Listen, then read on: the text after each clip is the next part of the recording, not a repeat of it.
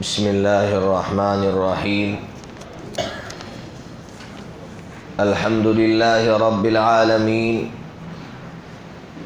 والصلاة والسلام علی سید الانبیاء والمرسلین وعلی آلہ واصحابہ الصادقین اما بعد فاعوذ باللہ من الشیطان الرجیم بسم اللہ الرحمن الرحیم قل فلم تقتلون انبیاء اللہ ان کنتم مؤمنین صدق اللہ العظیم۔ ایک بات اس سے پہلے چونکہ یہودیوں کی بیماری اور ان کی کچھ خوبیوں کا بھی ذکر قرآن مجید نے بعض جگہوں پر کیا ہے۔ کل قرآن مجید پڑھا گیا تھا، آپ نے بھی سنا، سورہ یوسف آئی ہوگی، سوا پارے کی ترتیب ہو تو سورہ یوسف آپ نے پڑھی کل۔ اس میں ایک عجیب بات اللہ تعالیٰ نے بیان کی ہے، وہ پہلے سمجھا دوں پھر ہم اپنے اصلی موضوع پر آئیں گے۔ حضرت یعقوب علیہ السلام کے پاس جب بھائی آئے کہ مصر کے فوڈ منسٹر نے ہم سے یہ کہا ہے کہ بنیامین کو یعنی اپنے بھائی کو لے آؤ گے تو تمہیں غلہ ملے گا، تو یعقوب علیہ السلام نے اپنے سارے بیٹوں کو روانہ کیا تھا۔ روانہ کرتے وقت ایک نصیحت فرمائی تھی، آپ نے سنی ہوگی وہ نصیحت یہ فرمائی تھی کہ بیٹا جب تم مصر کے مین گیٹ میں داخل ہو تو سب بھائی ایک ساتھ اسی گیٹ سے داخل مت ہونا، الگ الگ گیٹ سے داخل ہونا۔ بھائی پڑھا نا یہ تو، کیوں ایسا کہا؟ حضرت یعقوب علیہ السلام نے ایسا کیوں کہا؟ تو مفسرین نے لکھا ہے اس لیے کہا کہ بعض مرتبہ ایکسیڈنٹ ہو جاتا ہے، اب سب بھائی ساتھ میں ہوں گے، سب کا ساتھ ایکسیڈنٹ ہوا، سب ایکسیڈنٹ کا شکار ہو گئے، ہو سکتا ہے سب اس کا شکار ہو جائے اور سب کو نقصان پہنچے، اس لیے الگ الگ گیٹ سے داخل ہونا۔ حضرت یعقوب علیہ السلام کی اس نصیحت کو سب سے زیادہ نصیحت پر سب سے زیادہ اگر کسی نے عمل کیا ہے تو یہودی قوم نے عمل کیا ہے۔ آج بھی ان کی یہ پالیسی ہے کہ گھر میں 4 بیٹے ہو، ہر ایک کا کاروبار الگ الگ ہوتا ہے، ہر ایک کو الگ الگ ہنر سکھاتے ہیں اور ہر ایک کو الگ الگ کاروبار دیتے ہیں، اس لیے کہ اگر ایک کا کاروبار ٹھپ پڑ جائے تو گھر کو نقصان نہ ہو، دوسرے کے کاروبار سے گاڑی چل سکتی ہے۔ بہت پیاری نصیحت تھی حضرت یعقوب علیہ السلام کی۔ اس وقت مسلمانوں کو اس پر عمل کرنے کی ضرورت ہے۔ آج مسلمانوں کا حال کیا ہے؟ وہی باپ دادا کا کاروبار، بے شک باپ دادا کا کاروبار اس سے بڑی نعمت کوئی نہیں ہے، لیکن ہر بیٹے کو الگ ہنر سکھاؤ اور ہر بیٹے کو الگ کاروبار میں لگاؤ، اس کا یہی فائدہ ہوگا کہ اگر ایک کاروبار ٹھپ پڑ گیا تو آپ پریشان نہیں ہوں گے، آپ کا گھر چلے گا۔ تو حضرت یعقوب علیہ السلام کی نصیحت کل میں جب سن رہا تھا قرآن مجید امام صاحب کے پیچھے مجھے یاد آئی، تو میں نے کل بھی وہاں سنائی، میں نے کہا آپ کو بھی سنا دوں۔ اب ہمارا جو موضوع چل رہا تھا، موضوع یہ چل رہا تھا کہ یہودیوں کی شرارت میں ایک شرارت انبیاء کا قتل ہے، انہوں نے نبیوں تک کا قتل کیا ہے۔ آپ اندازہ لگائیے، بات صرف الزام کی نہیں تھی، کل تو میں نے کہا کہ انہوں نے نبیوں پر الزام لگایا، صرف الزام نہیں بلکہ نبیوں کو قتل کر ڈالا، اور بے شمار نبیوں کو قتل کیا ہے، لیکن اشارہ جو ملتا ہے اس میں ایک حضرت یحییٰ علیہ السلام اور حضرت عیسیٰ علیہ السلام کے قتل کی سازش۔ میں 2 کا تذکرہ آج کی مجلس میں کروں گا۔ ایک حضرت یحییٰ علیہ السلام جو حضرت زکریا علیہ السلام کے بیٹے تھے اور ظاہر سی بات ہے یہودیوں کے درمیان میں بھیجے گئے تھے۔ حضرت یحییٰ علیہ السلام کے زمانے میں ایک بادشاہ تھا، اس کا نام تھا ہیروڈیس۔ ہیروڈیس نے اس لڑکی سے شادی کرنا چاہا جو لڑکی اس کے لیے محرم تھی، یعنی غیر محرم نہیں، محرم کہتے ہیں جس سے شادی کرنا جائز نہ ہو۔ ہیروڈس کو اس سے محبت ہو گئی اور محبوبہ کو بھی اس سے محبت ہو گئی، دونوں کو ایک دوسرے سے محبت ہوئی۔ اس نے اعلان کر دیا کہ میں اس سے شادی کروں گا۔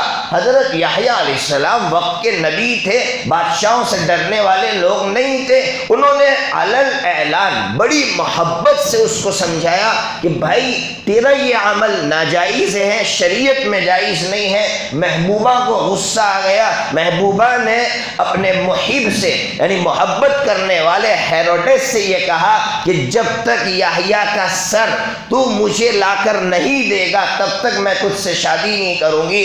ہیروڈس نے جو کہ یہودی تھا، ظاہر سی بات ہے حضرت یحییٰ علیہ السلام کو نبی مانتا تھا، لیکن محبوبہ کی محبت میں آ کر حضرت یحییٰ علیہ السلام کا قتل کر دیا اور حضرت یحییٰ علیہ السلام کا سر مبارک جو ہے ایک پلیٹ میں لے کر جو ہے محبوبہ کے سامنے پیش کیا۔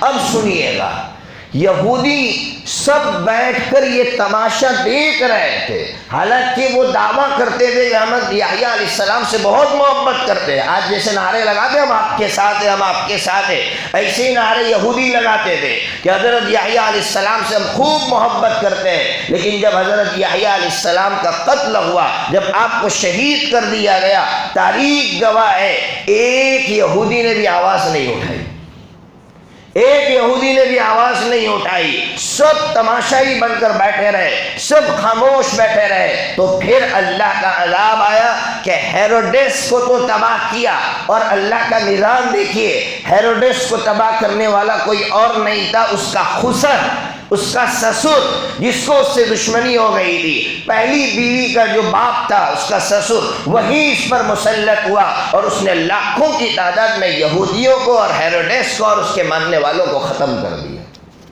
اس لیے مسلمانوں، نیک لوگوں کی قدر جب تک ہمارے اندر نہیں ہوگی تب تک ظاہر سی بات ہے اللہ رب العزت ہمیں خوشحال نہیں رکھیں گے۔ اور نیک لوگوں میں ائمہ، علماء، دیندار سب آتے ہیں۔ جب تک نیک لوگوں کی قدر نہیں ہوگی، ان کے ساتھ اچھا سلوک نہیں ہوگا، ہماری زبان ان کے ساتھ صحیح نہیں ہوگی۔ آج امام کو ہم کچھ بھی بول دیتے ہیں اور مال کے نشے میں کچھ بھی بول دیتے ہیں، ہم یہ نہیں سوچتے کہ یار یہ امام ہے، یہ امام ہے، اس کے اللہ اکبر کہنے پر ہم جھکتے ہیں، اس کے اللہ اکبر کہنے پر ہم کھڑے ہوتے ہیں، اس کا یہ مقام ہے۔ لیکن امام کی کوئی حیثیت نہیں رہی۔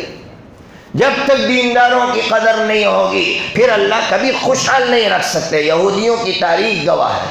اس لیے آپ کو عجیب بات جو کل میں نے کہا تھا کہ مجھے وقت ملے گا تو سناؤں گا، سارے تورات کے نسخے جلا دیے تھے دشمن نے، بخت نصر نے سارے تورات کے نسخے جلا دیے، لیکن حضرت عزیر علیہ السلام اللہ کا کرنا، اس وقت انہوں نے تورات کو یاد کر لیا، زبانی یاد کر لیا، تورات کے حافظ تھے۔ اسی لیے ذوالقرنین جن کا تذکرہ سورہ کہف میں آتا ہے، ذوالقرنین آئے بعد میں یہودیوں کو جو عراق لے گیا تھا، بخت نصر عراق لے گیا تھا، 1,00,000 سے زائد یہودیوں کو غلام بنا کر رکھا تھا۔ حضرت ذوالقرنین نے حملہ کیا بخت نصر پر اور 1,00,000 یہودیوں کو عراق سے نکالا، عراق سے نکال کر ملک شام میں آباد کیا۔ اب یہودی کرے تو کیا کرے، تورات کے تو سارے نسخے جلا دیے گئے تھے۔ حضرت عزیر علیہ السلام نے کہا میں وہ خوش قسمت بندہ ہوں کہ مجھے تورات یاد ہے۔ حضرت عزیر علیہ السلام نے زبانی جو یاد تھا وہ لکھوایا، اس طرح تورات محفوظ رہی ہے۔ اللہ کا نظام دیکھیے، یہودی کتنے شرارتی تھے، شرارت کہیے یا غلو کہیے، غلو محبت میں آگے بڑھ جانا۔ حضرت عزیر علیہ السلام کا جب یہ کارنامہ دیکھا تو انہوں نے حضرت عزیر علیہ السلام کو خدا بنا لیا۔ اور ہمارے یہاں حافظ کی کیا قدر، انہوں نے حافظ کی یہ قدر کی، کیا قدر کی بولو نا بھائی، خدا بنا لیا۔ تو ہمیں تو اللہ نے یہ نہیں کہا خدا بنا لو، لیکن کم از کم اس کا اکرام تو کرے بھائی، کم از کم اس کا اکرام تو کرے۔ لوگ مسئلہ پوچھتے حافظ کو ہدیہ دے نہ دے، تو حضرت مفتی سعید احمد صاحب پالمپوری نور اللہ برخدو کا بڑا پیارا جملہ ہے، جس کو نہیں دینا ہوگا وہی پوچھے گا، اور جس کو دینا ہوگا وہ کیوں پوچھے گا۔ حافظ کے لیے مسئلہ ہے کہ مانگے نہیں، حافظ کے لیے مسئلہ ہے کہ نہ مانگے، لیکن دینے والے کے لیے تو کوئی پابندی نہیں تھی۔ تو حافظ کی قدر ہونی چاہیے، حافظ کی قدر ہو، اس کا اکرام ہو، اس کی عزت ہو، اس کو صدقات اور خیرات نہ دے، اس کو ہدیہ دے۔ میں نے ہمیشہ کہا ہے کہ ہدیہ اور صدقے میں فرق ہے۔ ہدیہ کہتے ہیں کسی کو عزت دینے کے لیے آپ کوئی چیز دے، کوئی بڑا ہے آپ اس کو کوئی چیز دے رہے، کیوں؟ آپ کی نظر میں وہ بڑا ہے تو یہ ہدیہ ہے۔ اور صدقہ کسی کو آپ فقیر، غریب، نیچا سمجھ کر آپ صدقہ دے رہے ہیں، بیچارہ ہے، غریب ہے، اس کو صدقہ کہتے ہیں۔ آپ امام کو صدقہ دے رہے ہیں، اس کا مطلب امام آپ کی نظر میں ایک بیچارہ ہے، ایک گھٹیا ہے، اور آپ امام کو ہدیہ دے رہے ہیں تو اس کا مطلب امام آپ کی نظر میں بہت بڑا ہے۔ اس فرق کو سمجھنا ہے۔ بہرحال حضرت عزیر علیہ السلام کی انہوں نے یہ اس طرح قدر کی کہ انہوں نے خدا بنا لیا، بہت غلط کام کیا، لیکن ہمیں سبق دے گئے وہ لوگ کہ حافظ کی ضرور قدر کرنا۔ ان کو سمجھ میں آیا جب تورات نہیں رہی، ایک حافظ کی قدر ان کو سمجھ میں آئی جب ہمارے یہاں اللہ نہ کرے اگر قرآن کی یہ نسخے نہ رہے، تب جا کر ہمیں حافظوں کی قدر سمجھ میں آئے گی کہ حافظ کی قدر کیا ہوتی ہے۔ بہرحال حضرت یحییٰ علیہ السلام کا قتل ہوا، اللہ نے پھر مسلط کیا، پھر بھی ان کے ماتھے پر جو تک نہیں رہیں گی۔ اب حضرت عیسیٰ علیہ السلام کو اللہ تعالیٰ نے ان کے درمیان میں بھیجا۔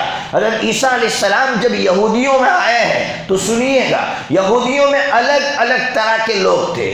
کچھ لوگ تو دنیا چھوڑ کر کونے میں بیٹھ گئے تھے اور اپنے آپ کو بزرگ اور صوفی بتلاتے تھے کہ ہم لوگ بڑے بزرگ ہیں، بڑے صوفی ہیں، لیکن وہاں زنا کے اڈے، جس طرح آج کل آشرموں میں، اکثر آشرموں میں جو کچھ رزلٹ آیا سامنے، جو کچھ سروے آیا کہ آشرموں میں جو کچھ ہوا، وہی کام یہودیوں کے یہ جو سنیاسی لینے والے لوگ تھے وہ یہی کام کر رہے تھے۔ دوسرے کچھ ایسے لوگ تھے جو پبلک کے درمیان میں رہتے تھے، لیکن پبلک سے مال، جیسے کوئی مر گیا بھائی تیرے باپ کو جنت میں جانا ہے، ہاں جانا ہے، اتنے کا جو ہے چیک بناتے تھے اور وہ چیک لیتے تھے، پیسے لیتے تھے اور چیک جو ہے قبر میں رکھا جاتا تھا۔ اس طرح وہ جنت گویا پیسوں میں بک رہی تھی۔ حضرت عیسیٰ علیہ السلام آئے، حضرت عیسیٰ علیہ السلام نے علل اعلان ایسے لوگوں کے خلاف کہا کہ یہ قوم کو لوٹ رہے، قوم کو صحیح راستہ دکھا نہیں رہے۔ جب ایسے لوگوں کے پیٹ پر حملہ ہوا تو حضرت عیسیٰ علیہ السلام کے مخالف ہو گئے، پبلک کو بھی مخالف کیا اور حضرت عیسیٰ علیہ السلام کے بھی مخالف ہو گئے۔ اب سنیے گا، جب حضرت عیسیٰ علیہ السلام کے مخالف ہوئے، لیکن حضرت عیسیٰ علیہ السلام کا معاملہ ہی عجیب تھا، شادی نہیں کی تھی۔ جب شادی نہیں کی تھی، جس گلی سے گزرتے پبلک ان کے فیور میں ہوتی، اس لیے کہ شادی نہیں کی۔ اور ایک سچا مخلص بندہ، جب مخلص بندہ کوئی بات کرے گا، اب ان کو یہ سمجھ میں آ رہا تھا کہ یار اس کو نہیں روکا تو ہمارا جتنا منصوبہ بنایا تھا اور جو کچھ ہم کامیاب ہو رہے تھے، پیٹ بھر رہے تھے، ان سب پر پانی پھر جائے گا۔ اس کو روکنے کا ایک ہی راستہ ہے۔ اٹلی اس وقت سپر پاور طاقت تھی، اٹلی۔ بھائی بڑی محنت سے آپ کو سنا رہا ہوں، اس لیے اچھی طرح سنیے گا بھائی، میری آواز بھی بتا رہی ہے بیمار ہوں، اس لیے اٹلی سپر پاور طاقت، اٹلی کے جو فرما روا تھا اس کو لیٹر لکھا۔ دیکھیے چالاکیاں کیسے کرتے لوگ، اس لیے ہمیں اپنا دماغ چلانے کی ضرورت ہے۔ تو اٹلی کے فرما روا کو، وزیر اعظم کو کہیے، بادشاہ کو کہیے، لیٹر لکھا کہ یہ عیسیٰ جو ہے نا، اس کی وجہ سے تمہاری کرسی خطرے میں ہے۔ یہ نہیں کہا کہ ہمارا پیٹ خطرے میں ہے، کیا سمجھا رہے؟ تیری کرسی خطرے میں ہے، عیسیٰ کے فالوور بڑھ رہے ہیں، جہاں سے گزرتا ہے لوگ اس کے پیچھے پیچھے بھاگتے ہیں، اس لیے عیسیٰ پر روک لگائی ہے۔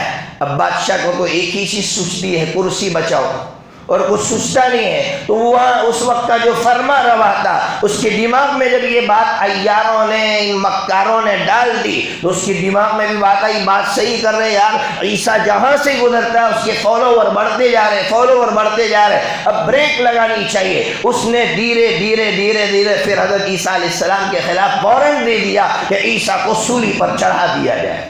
اس زمانے میں سولی پر چڑھانے کا طریقہ کیا تھا وہ سمجھیے۔ جو مجرم ہوتا تھا اس کو جو صلیب ہے نا، صلیب لکڑے کا، وہ صلیب کندھے پر یہاں رکھ کے اٹھا کے چلنا پڑتا تھا، جہاں مقتل یعنی قتل کی جو جگہ، سولی کی جو جگہ ہوتی تھی، وہاں تک چل کر جانا پڑتا تھا۔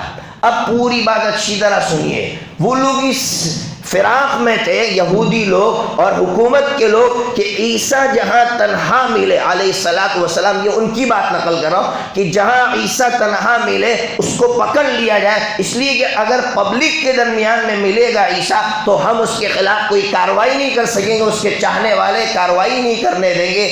ایک مرتبہ حضرت عیسیٰ علیہ الصلوۃ والسلام ایک کمرے میں بند تھے اور آپ کے کچھ ماننے والے جن کو قرآن نے حواریین کہا ہے، حواریین بڑے مخلص لوگ تھے، پوائنٹ بعد میں نقل کروں گا، ابھی خالی واقعہ سنو۔ حواریین ساتھ میں تھے اس کمرے کے اندر، جب ان لوگوں کو پتا چلا کہ ابھی عیسیٰ اور اس کے کچھ ماننے والے انہوں نے اس گھر کا گھیراؤ کر لیا۔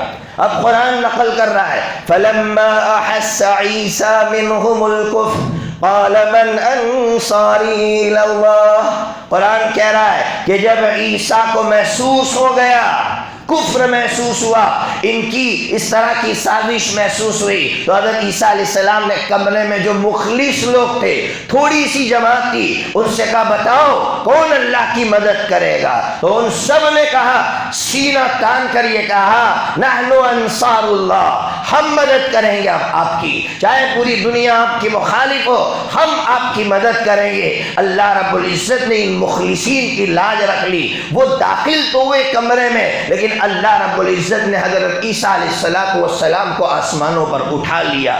اب قرآن نے آگے کچھ نہیں بیان کیا ہے کیا ہوا، کس کو قتل کیا، لیکن مؤرخین نے الگ الگ باتیں لکھی، اس میں پڑھنے کی ضرورت نہیں ہے کہ بھائی کسی کی شکل بدل دی یا پھر کیا ہوا، اس میں بھی کچھ نہیں جانتا ہوں۔ لوگوں نے جب بات الگ الگ لکھی ہو تو میری عادت ہے میں کوئی بات اس طرح کی ذکر نہیں کرتا ہوں۔ اتنی بات قرآن نے ہمیں سمجھائی، بل رفعہ اللہ الیہ، چھٹے پارے میں اللہ نے عیسیٰ کو اپنے پاس بلا لیا، یعنی حضرت عیسیٰ علیہ السلام کو زندہ اٹھا لیا۔ اب قرآن کہہ رہا ہے ان کو کچھ سمجھ میں نہیں آیا، عیسیٰ گئے کہاں، عیسیٰ گئے کہاں، اسی کمرے میں تھے۔ تو اب پبلک کو بیوقوف بنانے کے لیے کسی کو قتل کر دیا، اور قتل کر کے یہ بات چلا دی کہ ہم نے تو عیسیٰ کو قتل کر دیا ہے۔ قرآن کہہ رہے جھوٹ بول رہے ہیں، ما قتلوا وما صلبوا ولكن شبه له، انہوں نے نہ عیسیٰ کو قتل کیا نہ عیسیٰ کو سولی دی، معاملہ مشتبہ ہو گیا، کچھ پتہ نہیں چلا، اس لیے انہوں نے یہ بات چلا دی۔ بہرحال اللہ تعالیٰ نے حضرت عیسیٰ علیہ السلام کو آسمانوں پر اٹھا لیا۔ اللہ تعالیٰ قیامت سے پہلے حضرت عیسیٰ علیہ السلام کو اس دھرتی پر اتاریں گے، لیکن اس وقت یہودی، نصرانی یعنی عیسائی، قادیانی، شکیلی، یہ چار فرقے ہیں جو نہیں مانتے کہ اللہ تعالیٰ نے حضرت عیسیٰ علیہ السلام کو زندہ آسمانوں پر اٹھایا۔ نوجوانوں یاد رکھو کتنے فرقے ہیں، عیسائی، یہودی، قادیانی اور شکیلی، یہ چار یہ کہتے ہیں کہ اللہ تعالیٰ نے حضرت عیسیٰ علیہ السلام کو موت دے دی، اللہ تعالیٰ نے حضرت عیسیٰ علیہ السلام کو زندہ آسمانوں پر نہیں اٹھایا۔ اب آپ ان سے لاکھ بحث کریں گے، وہ آپ کی بات ماننے والے نہیں، اس لیے قرآن نے آگے جو پوائنٹ نقل کیا وہ بات میں سمجھاتا ہوں۔ بہرحال حضرت عیسیٰ علیہ السلام قیامت سے پہلے زندہ اتریں گے۔ کہاں اتریں گے؟ ملک شام میں دمشق کی جامع مسجد کے سفید مینارے پر حضرت عیسیٰ علیہ السلام اتریں گے، اور یہ بات کہاں لکھی ہوئی ہے؟ مسلم شریف کے اندر لکھی ہوئی ہے۔ مسلم شریف دوسرے نمبر کی کتاب بخاری کے بعد کہ حضرت عیسیٰ علیہ السلام ملک شام میں اتریں گے، بہار کے دربھنگا میں نہیں اتریں گے، یا قادیان کے پنجاب میں نہیں اتریں گے، یا کسی اور جگہ نہیں اتریں گے۔ کہاں اتریں گے؟ ملک شام کے دمشق کی جامع مسجد میں حضرت کا نزول ہوگا، حضرت اتریں گے۔ اب نوجوانوں کو ایک سوال ہوتا ہے کہ اللہ تعالیٰ نے حضرت عیسیٰ علیہ السلام کو زندہ کیوں اٹھایا؟ اور چلو اٹھایا سمجھ میں آیا، یہودیوں سے بچانے کے لیے اٹھایا، قیامت سے پہلے کیوں بھیجیں گے؟ سوال ہے بھائی دماغ میں کہ قیامت سے پہلے ہی کیوں بھیجیں گے؟ اس کا جواب سنو۔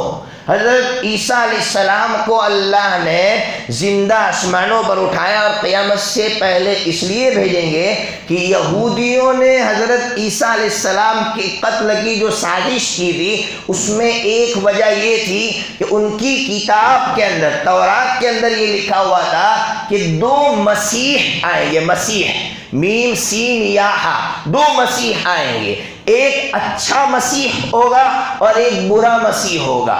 اب ان کے دماغ میں یہ گھس گیا کہ یہ عیسیٰ برا مسیح ہے، یا پبلک کے دماغ میں گھسایا، جب پبلک کے دماغ میں گھسایا اس لیے تو قتل کی سازش کی کہ یہ برا مسیح ہے، اس کو قتل کر دو۔ اب قیامت سے پہلے مسیح یعنی دجال، اس کو بھی مسیح کہتے ہیں، وہ آئے گا تو اللہ رب العزت دونوں کو آمنے سامنے کریں گے کہ دونوں مسیح جمع ہو جاؤ، جو جس کو قتل کرے گا وہ اچھا مسیح ہوگا، اور جو قتل ہو جائے گا، جو ظالم ہوگا، جو گمراہ کرتا ہوگا، وہ برا مسیح ہوگا۔ اس لیے اللہ تعالیٰ دجال کے زمانے میں حضرت عیسیٰ علیہ السلام کو بھیجیں گے تاکہ فیصلہ ہو جائے۔ اس لیے میں نے ابھی کہا کہ ابھی یہودی نہیں مان رہے، عیسائی نہیں مان رہے کہ اللہ تعالیٰ نے عیسیٰ علیہ السلام کو زندہ آسمانوں پر اٹھایا، لیکن قرآن کہہ رہا ہے وَإِن مِّنْ أَهْلِ الْكِتَابِ إِلَّا لَيُؤْمِنَنَّ بِهِ قَبْلَ مَوْتِهِ، کہ جب حضرت عیسیٰ علیہ السلام آئیں گے دجال کو قتل کریں گے تب یہودی بھی مانیں گے، عیسائی بھی مانیں گے کہ یار اللہ نے صحیح کہا تھا کہ ہم نے عیسیٰ کو زندہ آسمانوں پر اٹھایا، اور اللہ ہی نے عیسیٰ علیہ السلام کو ابھی بھیجا ہے۔ اس وقت یہودیوں کو ماننا پڑے گا، عیسائیوں کو ماننا پڑے گا۔ اب کچھ باتیں جو بہت اہم ہیں نوجوانوں، اس کو سمجھو۔ حضرت عیسیٰ علیہ السلام کے بارے میں بخاری شریف کے اندر حضرت ابو ہریرہ رضی اللہ تعالیٰ عنہ کی روایت ہے۔ حضرت ابو ہریرہ رضی اللہ تعالیٰ عنہ فرماتے ہیں حضرت عیسیٰ علیہ السلام قیامت سے پہلے آئیں گے، آپ کا جو کارنامہ ہوگا وہ کارنامہ سنیے۔ موجودہ عیسائیت کو، عیسائی مذہب جو ہے خنزیر کو جائز کہہ رہے ہیں، صلیب کو توڑ دیں گے۔ صلیب کو توڑنے کا مطلب عیسائیت کا نام و نشان مٹا دیں گے، خنزیر کو ختم کر دیں گے۔ اس کا مطلب یہی ہے عیسائیت نہیں رہے گی، سارے عیسائی ایمان میں داخل ہو جائیں گے۔ اس لیے قرآن نے عیسائیوں کی کئی جگہوں پر تعریف کی ہے، عیسائی ایمان میں داخل ہو جائیں گے۔ وہ دو ہی گروہ رہیں گے، ایک طرف سارے مومنین اور ایک طرف دجال اس کے فالوور یہودی، بس یہی رہیں گے۔ تو عیسیٰ علیہ السلام کا جو کارنامہ بخاری شریف میں بیان کیا گیا ہے وہ یہ بیان کیا گیا ہے کہ حضرت عیسیٰ علیہ السلام موجودہ عیسائیت کو ختم کر دیں گے۔ نمبر 2، بخاری شریف میں اسی کے بعد کی ایک حدیث ہے، ابو ہریرہ رضی اللہ تعالیٰ عنہ کی روایت ہے، آقا صلی اللہ تعالیٰ علیہ وسلم نے فرمایا اے میرے صحابہ تمہاری کیا حالت ہوگی، یعنی اس وقت حالات بڑے خطرناک ہوں گے۔ کب؟ جب عیسیٰ ابن مریم اتریں گے۔ سنو کیا کہہ رہے ہیں، جب عیسیٰ ابن مریم اتریں گے اور تم ہی میں سے ایک بندہ امامت کے لیے آگے بڑھ چکا ہوا ہوگا۔ کیا کہا؟ تم ہی کا ایک بندہ امامت کے لیے آگے بڑھ چکا ہوا ہوگا۔ کون ہوگا وہ؟ بولو بھائی، حضرت مہدی ہوں گے۔ تو اس سے کیا سمجھ میں آیا کہ حضرت عیسیٰ الگ، حضرت مہدی الگ، دو شخصیتیں الگ الگ ہیں، دونوں ایک شخصیت نہیں ہے۔ یہ شکیلی اور قادیانی نوجوانوں کو بیوقوف یہ بناتے ہیں کہ دونوں ایک ہی شخصیت ہے، جبکہ بخاری شریف کی روایت کہہ رہی ہے دونوں الگ الگ ہیں۔ اس لیے کہ امامت کے لیے جو بندہ آگے بڑھ چکا ہوگا، حضرت نبی پاک صلی اللہ علیہ وسلم فرما رہے تم ہی میں سے ہوگا، یعنی وہ اب تک تمہارے درمیان میں تھا اور وہ حضرت مہدی ہوں گے۔ آپ کہیں گے بخاری میں نام نہیں ہے، ابن ماجہ حدیث کی کتاب 6 نمبر کی ابن ماجہ کے اندر صاف ان کا نام ملتا ہے کہ فجر کی نماز کے لیے جو آگے بڑھے ہوئے ہوں گے وہ حضرت مہدی ہوں گے۔ اس لیے ان بے وقوفوں کو سمجھاؤ کہ دونوں الگ الگ شخصیتیں، دونوں ایک شخصیت نہیں ہے۔ اب حضرت مہدی کے تعلق سے کچھ سن لو اور اپنی بات ختم کرتا ہو۔ تھک گئے؟ نہیں تھکے؟ حضرت مہدی علیہ السلام میں نہیں کہتا ہوں، اس لیے کہ علیہ السلام کا لفظ خاص طور پر انبیاء علیہ السلام کے لیے استعمال کرنا چاہیے۔ اور چونکہ حضرت مہدی نہ صحابی ہے، وہ صحابی بھی نہیں ہے، آخری نیک خلیفہ ہوں گے، بادشاہ خلیفہ ہوں گے۔ حضرت مہدی کے 3 بڑے کارنامے ہیں، کارنامے یاد رکھو تو کوئی آپ کو بیوقوف نہیں بنا سکے گا کہ میں مہدی ہوں، اس لیے کہ آپ سیدھا اس سے سوال کریں گے کارنامے کیا ہے بھائی تمہارے شکیل کے، بھائی کارنامے کیا ہے غلام احمد قادیانی کے۔ حضرت مہدی کے 3 بڑے کارنامے، ایک کارنامہ ابو داؤد شریف کے اندر حضرت ام سلمہ رضی اللہ تعالیٰ عنہا کی روایت ہے کہ جب حضرت مہدی کا ظہور ہوگا، اور کہاں ہوگا ظہور؟ خانہ کعبہ میں آپ طواف کر رہے ہوں گے تو حجر اسود اور مقام ابراہیم کے درمیان میں ہوں گے، اور اس وقت کے جو بزرگ ہوں گے وہ پہچان لیں گے کہ یہ مہدی ہے، فوراً ان کے ہاتھ پر بیعت کریں گے، اس کا چرچا ہوگا۔ تو اس وقت کا سب سے خطرناک ظالم بادشاہ صفیانی یا سفیانی، اس کو پتہ چلے گا، اس نے پڑھ لکھا ہوگا کہ ایک مہدی آنے والا جو بڑا خطرناک ہوگا، تو حضرت مہدی کے خلاف لشکر بھیجے گا، لیکن یہ لشکر بیدا ایک جگہ ہے مدینہ منورہ میں، وہاں دھسا دیا جائے گا، حضرت مہدی سے وہ مقابلہ نہیں کر سکیں گے۔ تب لوگوں میں حضرت مہدی کا بڑا چرچا ہو جائے گا، بڑی حضرت مہدی علیہ السلام، حضرت مہدی کی جو ہے واہ واہ ہوگی۔ تو اس وقت پورا یورپ، یاد رکھیے مسلم شریف، اب ابو داؤد شریف کی روایت مکمل ہوئی، اب مسلم شریف کی روایت سناتا ہوں۔ مسلم شریف میں ہے پورا یورپ حضرت مہدی اور ان کے لشکر کے خلاف ہو جائے گا، پورا یورپ، اور ان کا ایک ٹارگیٹ ہوگا۔ کیا ٹارگیٹ ہوگا؟ قسطنطنیہ جو مسلمانوں کے ہاتھ میں ہے وہ قبضہ کرنا۔ اس وقت کس کے پاس ہے بھائی؟ مسلمانوں کے پاس ہے نا، ابھی مسلمانوں کے پاس ہے۔ اس کا مطلب اب یہ یورپ کے ہاتھ میں جائے گا، اور لوگ کہتے ہیں مورخین جو تاریخ کو گہرائی سے پڑھتے ہیں 2024 کے بعد اس کے امکانات زیادہ ہے، بہرحال یورپ کے قبضے میں جائے گا۔ حضرت مہدی اور ان کا لشکر جو خراسان سے چلے گا، خراسان افغانستان اور جو اس طرح کی جو بارڈر ہے وہ سب ان کے لشکر میں شامل ہو جائیں گے، لیکن اتنی خطرناک جنگ ہوگی، اتنی خطرناک، ملک شام سے لڑیں گے۔ ملک شام میں ایک شہر ہے انتیقس، اس وقت آپ نقشے میں دیکھیں گے انتیقس ایک شہر ملے گا۔ حضرت مہدی وہاں بیٹھ کر تیاری کریں گے یورپ کے خلاف، لیکن سامنے پوری دنیا ہوگی، پوری دنیا، پورا یورپ ہوگا، اور اپنے تمام اسلحہ کے ساتھ، تمام داؤ پیچ کے ساتھ ہوگا۔ حضرت مہدی کا 1/3 لشکر بھاگ جائے گا۔ نبی پاک صلی اللہ علیہ وسلم نے فرمایا روئے زمین پر ان سے بدترین کوئی نہیں ہوگا، اور ایک لشکر شہید ہو جائے گا، اور ایک لشکر بچے گا جو پورے یورپ کو شکست دے گا اور قسطنطنیہ ان کے ہاتھوں سے لے گا۔ نبی پاک صلی اللہ علیہ وسلم نے فرمایا جو 1/3 شہید ہوگا روئے زمین پر سب سے اعلیٰ شہداء میں سے ہوں گے، اور جو 1/3 لڑے گا ان کے ساتھ وہ سب سے بڑے بہادروں میں سے ہوں گے۔ ابھی قسطنطنیہ جب مسلمانوں کے قبضے میں آئے گا، اور ابھی مسلمان یہ جشن منا رہے ہوں گے کہ قسطنطنیہ ہمارے ہاتھ میں آ گیا، مسلمانوں کا کیپٹل ان کے ہاتھوں میں آ گیا، اسی وقت دجال نکلے گا۔ اور جب دجال نکلے گا تو جتنی کوششیں مسلمانوں نے کی سب پر پانی پھر جائے گا۔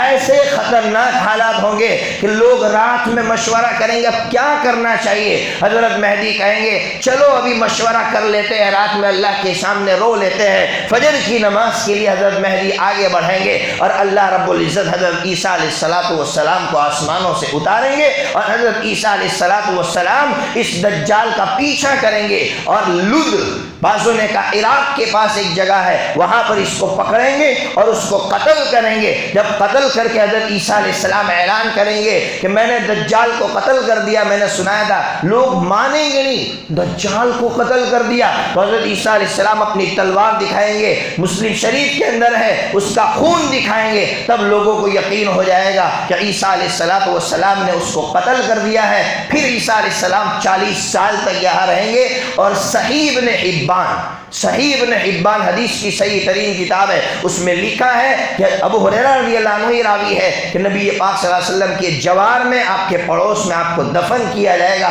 آپ شادی بھی کریں گے، آپ زندگی بسر کریں گے، 40 سال جب مکمل ہو جائیں گے آپ کی وفات ہوگی، اور آپ کو نبی پاک صلی اللہ علیہ وسلم کے جوار میں دفن کیا جائے گا۔ یہ تفصیل میں نے آخر میں اس لیے سنائی تاکہ نوجوان گمراہ نہ ہو۔ آج نوجوان اتنے گمراہ ہو رہے ہیں۔ اتل کا علاقہ آپ نے نام سنا؟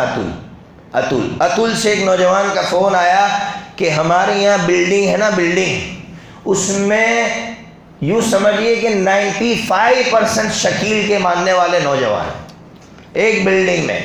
تو مجھ سے کہنے لگے کہ مجھ سے بھی اس نے اس طرح کی باتیں کی، اس کے ہم لوگ کیا کہیں۔ میں نے نوجوانوں سے ایک بات کہہ رکھی ہے، آپ سے بھی کہتا ہوں کہ کوئی شکیل کا بندہ آپ کے پاس آئے کہ شکیل کے ہاتھ پر بیعت کر لو، تو آپ ایک ہی بات کیجئے، شکیل کو یہاں لے آؤ، ہم اس کے ہاتھ پر بیعت کریں گے، بس اتنا کہو۔ کتنا کہو گے بھائی؟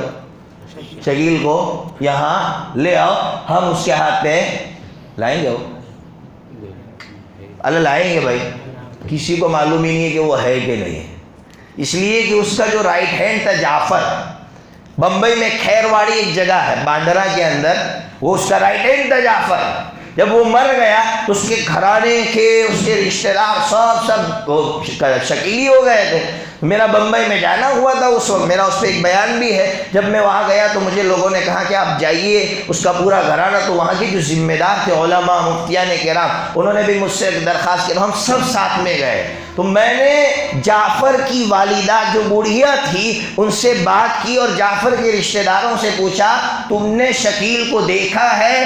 سب نے یہ کہا کہ ہم نے غائبانہ بیعت کی، ہم میں سے کسی نے نہیں دیکھا ہے۔ میں نے کہا جب دیکھا نہیں ہے تو بیعت کیسے کی؟ ان کو بات سمجھ میں آئی کہ بات صحیح ہے کہ اگر وہ سچا ہوتا تو باہر نکلتا، حضرت مہدی تو فائٹ کریں گے دنیا سے کہ کسی گفا میں کسی کونے میں بیٹھیں گے، ارے وہ تو فائٹ کریں گے دجالوں سے اور دجالی فتنے سے۔ یہ کیسا مہدی کہ کسی کونے میں بیٹھ گیا؟ لوگوں کو یہ بات سمجھ میں آ گئی، اس کے لیے مجھ کو بہت ساری دھمکی بھرے فون بھی آتے ہیں کہ بھائی آپ کا کل قتل ہو جائے گا، کل آپ کا یہ ہو جائے گا، سب کچھ ہو جائے گا۔ لیکن اللہ رب العزت نے جو چیزیں قرآن مجید میں اور حدیث پاک میں بیان کی ہے وہ 100% ہونے والی ہے، وہ یقیناً ہو کر رہے گی۔ اس لیے قرآن اور احادیث کو میں نے کھول کھول کر سمجھایا ہے، اس سے زیادہ ڈیٹیل بھی سمجھا سکتا تھا لیکن نوجوانوں کے لیے اتنا کافی ہے۔ اللہ تبارک و تعالیٰ اس پر عمل کرنے کی توفیق عطا فرمائے۔ مختصر سی دعا کر لیتے ہیں۔ الحمد کما انت اہلہ یا ربنا لک الحمد کما ينبغی لجلال وجهک وعظیم سلطانک یا ربنا لك الحمد حمدا كثيرا طيبا مباركا فيه غير مكفي ولا مودع ولا مستغنى عنه ربنا اللهم صل على سيدنا ومولانا محمد وعلى آل سيدنا ومولانا محمد وبارك وسلم ربنا آتنا في الدنيا حسنة وفي الآخرة حسنة وقنا عذاب النار۔ پیارے اللہ جی، آپ تمام قدرتوں کے مالک ہے۔ جب ہم آسمانوں کی طرف نظر دوڑاتے ہیں، بغیر ستون کے آسمان بتلاتے ہیں کہ آپ تمام قدرتوں کے مالک ہے۔ جب ناریل کے لمبے لمبے درختوں کی طرف نظر دوڑاتے ہیں تو آپ کی قدرت کا مظاہرہ ہوتا ہے۔ پیارے اللہ جی، آپ کی قدرت کو ہم کیا بیان کریں؟ ہم گنہگار، بے بس، ضعیف آپ کے بندے اس وقت آپ کے دربار میں بیٹھے ہوئے ہیں۔ پیارے اللہ جی، ہم مجرم ہیں، ہم سیاہ کار ہیں، ہم گنہگار ہیں، لیکن پیارے اللہ جی آپ کے بندے ہیں، آپ کے بندے ہیں۔ پیارے اللہ جی، یہ آپ کے بندے قرآن مجید کو سننے کے لیے دور دراز سے آتے تھے۔ یا اللہ، میں نے دیکھا جب میری نظریں پڑی کوئی 4 راستے سے آتا ہے جبکہ یہاں راستہ کھدا ہوا ہے۔ یا اللہ، نہ جانے کوئی کہاں سے آتا ہے، بس آپ کے کلام پاک کی سچی محبت میں آتے تھے آپ کے یہ بندے۔ یا اللہ، ہم تو مجرم ہے، گناہگار ہے، لیکن آپ کے یہ بندے مخلص ہے، یہ کچھ لینے کے لیے نہیں آئے، صرف آپ کے کلام پاک کو سمجھنے کے لیے آئے تھے۔ اے میرے پیارے اللہ جی، انہی مخلصین کے صدقے ہماری اس اجلاس کو، ہماری اس مجلس کو قبول فرما لے۔ اے اللہ، یہاں آپ کے نیک بندے بیٹھے ہوئے ہیں، علماء کرام بیٹھے ہوئے ہیں، حفاظ عظام بیٹھے ہوئے ہیں، اے اللہ بوڑھے بیٹھے ہوئے، جوان بیٹھے ہوئے ہیں، ہر قسم کے آپ کے پیارے بندے بیٹھے ہوئے ہیں۔ اے اللہ، ان کے صدقے ہمیں معاف فرما دیجیے۔ پیارے اللہ جی، اس وقت بہت سے لوگ بیمار ہیں، ان کو شفا عطا فرما دیجیے۔ اے اللہ، ہمارے ماں باپ خاص کر بیمار ہیں، ان کو شفا عطا فرما۔ اے اللہ، ہمارے ماں باپ کی قدر کی ہمیں توفیق عطا فرما۔ اے اللہ، ماں باپ کتنے پیارے ہیں کہ جب وہ خود بیمار ہوتے ہیں تو ہمیں بتلاتے بھی نہیں ہے کہ ہم بیمار ہیں، لیکن اللہ ہماری بیماری کا سنتے ہیں تو ہزاروں فون شروع ہو جاتے ہیں۔ اے اللہ، ہمارے ماں باپ کی قدر کی ہمیں توفیق عطا فرما۔ واقعیتاً ہم نے اس نعمت کو کچھ بھی نہیں سمجھا ہے اللہ۔ آج کے نوجوان کے دل میں ماں باپ کی قدر پیدا فرما، ماں باپ کی قربانیوں کا احساس ایک ایک نوجوان کو عطا فرما۔ ان کو لاکھ بیماری ہو، کبھی بتلاتے نہیں کہ میں بیمار ہوں، بیٹا پریشان ہو جائے گا، لیکن بیٹے کو اگر سوئی بھی چبھ جائے تو 10 مرتبہ پوچھتے ہیں اے اللہ اس نعمت کی قدر کرنے کی توفیق عطا فرما۔ جن کے ماں باپ نہیں رہے، اے اللہ ماں باپ کی آنکھوں کی ٹھنڈک دنیا اور آخرت میں بنا، ماں باپ کو پڑھ پڑھ کر ایصال ثواب کرنے والا بنا، ماں باپ کے لیے دعائیں کرنے والا بنا۔ اے اللہ ان کے ماں باپ کو جنت الفردوس میں اعلیٰ مقام نصیب فرما۔ پیارے اللہ جی اس وقت جتنے لوگ پریشان حال ہیں ان کی پریشانی کو دور فرما۔ اے اللہ بڑودہ کے مسلمانوں کو، بے قصور مسلمانوں کو جیل خانوں میں ٹھوسا جا رہا ہے، اے میرے پیارے اللہ ان مسلمانوں کی ایمان میں قوت پیدا فرما۔ اے اللہ ان کے ماں باپ کو صبر عطا فرما۔ اے اللہ ان کے ماں باپ کے دل و دماغ میں ایک بات بٹھا دے کہ اللہ یہ ان کے لیے سعادت ہے کہ تیرے نام پر یہ جیل خانوں میں جا رہے ہیں۔ اے اللہ ہمیں قوت ایمانی عطا فرما۔ اے اللہ آپ کے سوا ہر چیز کا خوف ہمارے دل و دماغ سے نکال دیجئے۔ اے اللہ اس وقت امت مسلمہ ڈری سہمی ہے، اے اللہ امت مسلمہ کے دل و دماغ سے غیر اللہ کا خوف نکال کر آپ کی ذات عالی کا خوف کوٹ کوٹ کر داخل فرما۔ اے میرے پیارے اللہ جی جتنے نوجوان جیل خانوں کے اندر بند ہے، بے قصور ہے، خاص کر جامعہ ملیہ کے پڑھے لکھے نوجوان، اللہ جب سنتے ہیں ان کی تنخواہ 10 لاکھ تھی، آج ان کے ماں باپ کی جوتیاں گھس گھس کر ختم ہو گئی۔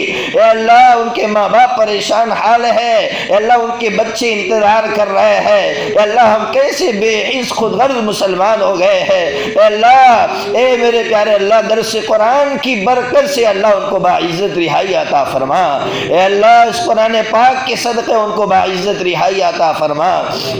اے میرے پیارے اللہ جی جہاں کئی فلسطین میں جب ہم نے پڑھا کہ فلسطین کے 10 لاکھ یتیم بچوں کی یہ ترکی کفالت کر رہا تھا، آج خود ترکی کے بچے یتیم ہو گئے ہیں۔ جو ملک دوسرے یتیم بچوں کی کفالت کر رہا تھا آج وہاں کے بچے یتیم ہو چکے ہیں۔ اے میرے پیارے اللہ جی ان تمام یتیم بچوں کی اپنی شان ربوبیت سے تربیت فرما، شان ربوبیت سے ان کو اعلیٰ سے اعلیٰ اور بہترین انسان بنا، بہترین انسان بنا، دین کی خدمات کے لیے انہیں قبول فرما۔ اس مجلس میں جتنے نیک لوگ بیٹھے ہوئے ہیں ان کے صدقے ہماری دعاؤں کو قبول فرما۔ جتنے نوجوان یہاں آئے اللہ نوجوانوں کی زندگیوں کو صحیح رخ پر لگا دے، ان کی صلاحیتوں کو صحیح رخ پر لگا دے۔ اللہ امت کو توڑنے سے ہماری حفاظت فرما، امت کو جوڑنے والا بنا، امت کو جوڑنے والا بنا۔ اے اللہ قرآن مجید کی اشاعت کے لیے ہمیں قبول فرما، ہماری اولاد کو قبول فرما، ہماری نسلوں کو قبول فرما۔ اے اللہ قرآن پاک کی حفاظت کے لیے ہم سب کو قبول فرما۔